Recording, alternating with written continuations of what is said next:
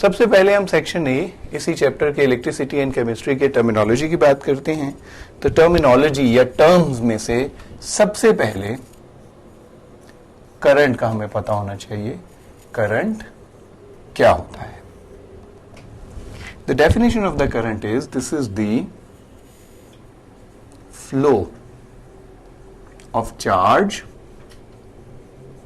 The flow of charge पर unit time.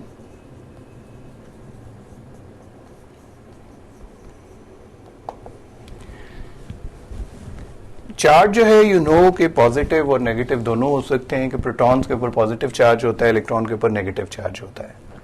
तो बहरहाल किसी भी किस्म का चार्ज आप देख लें कि यूनिट टाइम में कितना फ्लो कर रहा है, तो उसे हम उसका करंट कहते हैं। Unit for current is ampere, very large unit represented by A, ampere इसे कहते हैं। फ्लो ऑफ चार्ज से मुराद क्या है थोड़ा सा मैं क्लियर कर दूं, फिर उसके बाद हम आगे अगली टर्म की बात करते हैं। देखिए, flow of charge through conductors किस तरह होता है। Suppose this is a conductor, ये कोई मेटल है कह लीजिए, विच हैज फ्री इलेक्ट्रॉन्स और डीलोकलाइज्ड इलेक्ट्रॉन्स। ये electrons are present evenly all around the section of this metal. When we apply a potential difference, जब हम एक पोटेंशियल डिफरेंस प्रोवाइड करते हैं या अप्लाई करते हैं, तो फिर उससे क्या होता है कि इलेक्ट्रॉन जो हैं they start moving from higher potential to lower potential. Electron इधर से इधर फ्लो करना शुरू कर देते हैं।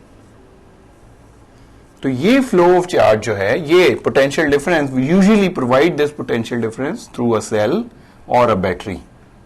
किसी एक सेल से या बैटरी से हम ये जो पोटेंशियल डिफरेंस है वो प्रोवाइड करते हैं।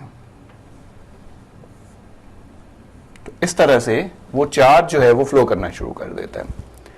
This is the one way how the charge flows through conductors, के कंडक्टर्स के अंदर से चार्ज जो है वो किस तरह फ्लो करता है। तो ये चार्ज को अगर आप यूनिट टाइम में नोट कर लें, वो कैसे नोट कर सकते हैं? We have got an instrument called as ammeter.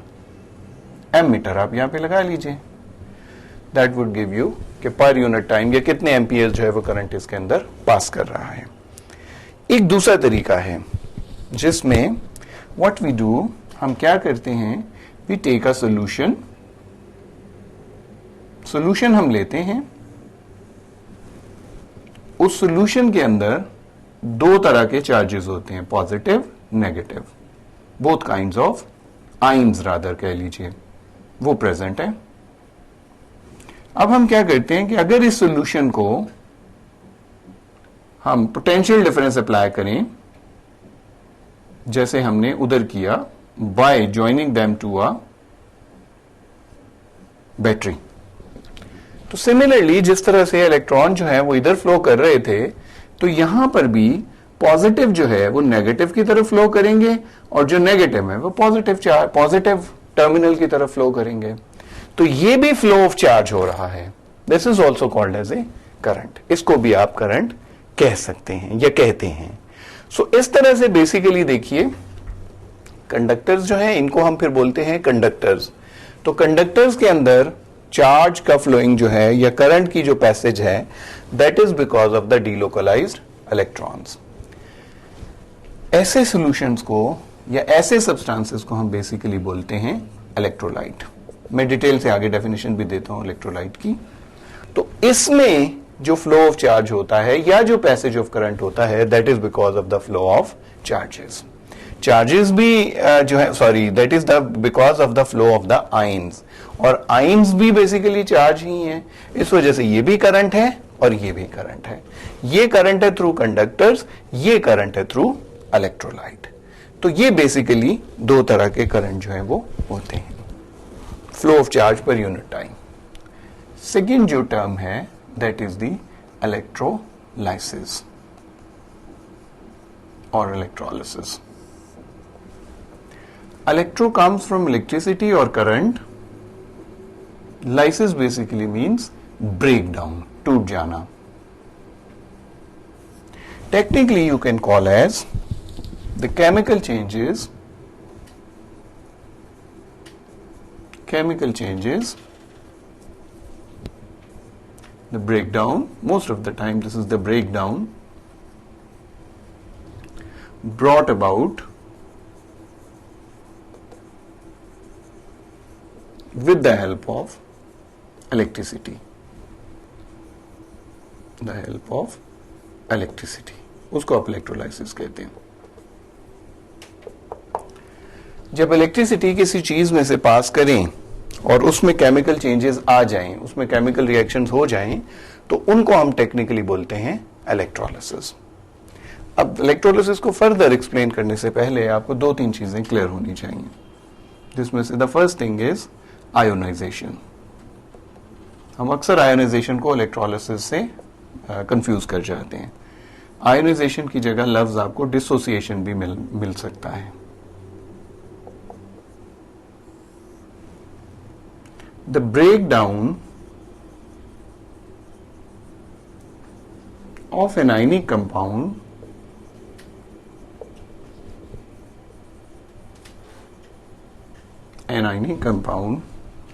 into its respective ions is called ionization. कि किसी आयनिक कंपाउंड में यकीनन पॉजिटिव और नेगेटिव चार्ज आइंस हैं, तो उनका अपने आइंस में डिसोसिएट कर जाना आयोनाइजेशन कहलाता है. नाउ रिमेंबर, इलेक्ट्रोलिसिस है chemical changes brought about with the help of electricity.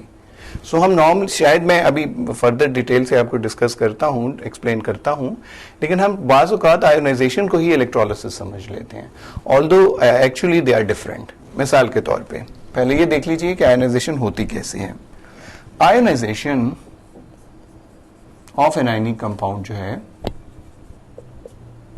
Can be by two ways. दो तरीकों से आप आयनिक कंपाउंड को ब्रेक डाउन कर सकते हैं. The first one by melting it. Melt कर लीजिए. Number two by dissolving it in water.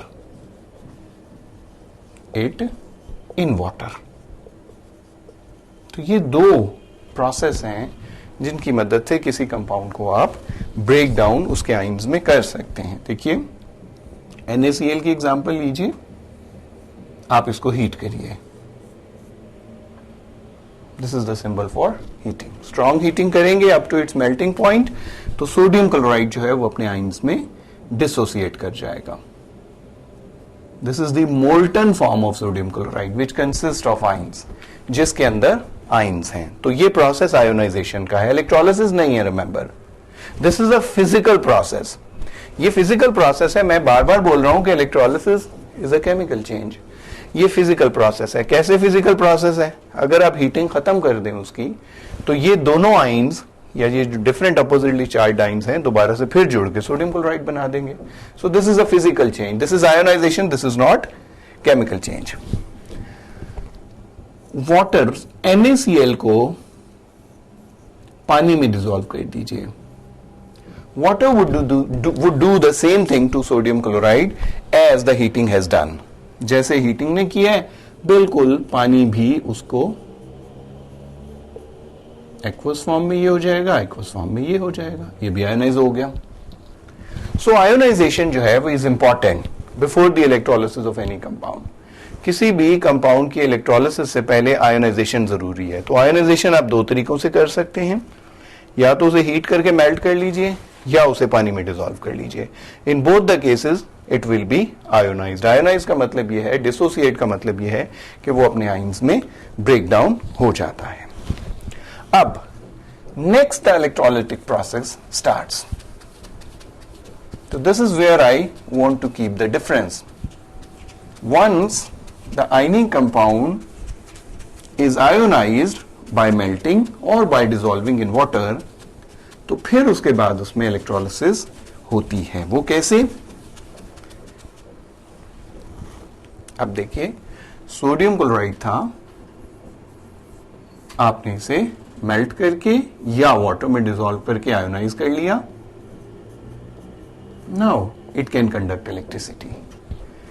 इस सूरत में तो ये इलेक्ट्रिसिटी कंडक्ट ही नहीं कर सकता था, तो अब आप इसके सॉल्यूशन में या मोल्टन फॉर्म में से इलेक्ट्रिसिटी पास करिए तो you will see sodium metal बन जाएगा और क्लोरीन गैस बन जाएगी। So this is the chemical change.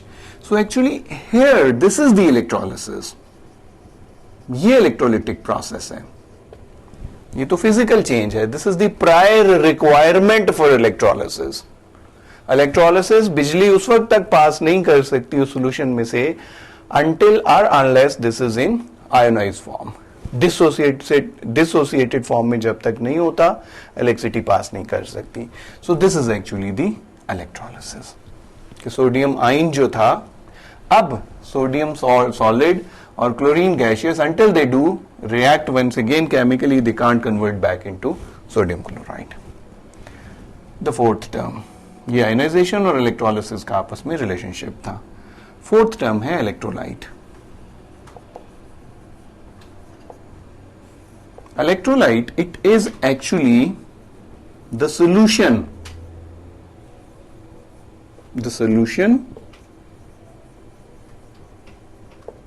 or the molten form of a substance, compound, ionic compound most usually, through which the electricity can pass through, which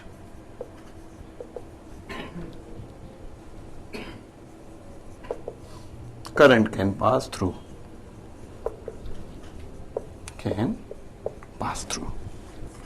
यानी ये एक ऐसा molten या एक्वस सॉल्यूशन है जिसके अंदर में से जब आप इलेक्ट्रिसिटी पास करें तो पास हो जाए, उसे हम इलेक्ट्रोलाइट कहेंगे। In this case this was the electrolyte. So sodium chloride अगर आप बोलेंगे सॉलिड तो this is not an electrolyte, this is ionic lattice. Sodium chloride जब आप लिखेंगे एक्वस तो दिस इज द इलेक्ट्रोलाइट, क्योंकि एक्वस सोडियम क्लोराइड में से इलेक्ट्रिसिटी पास कर सकती है, सॉलिड सोडियम क्लोराइड में से इलेक्ट्रिसिटी पास नहीं कर सकती।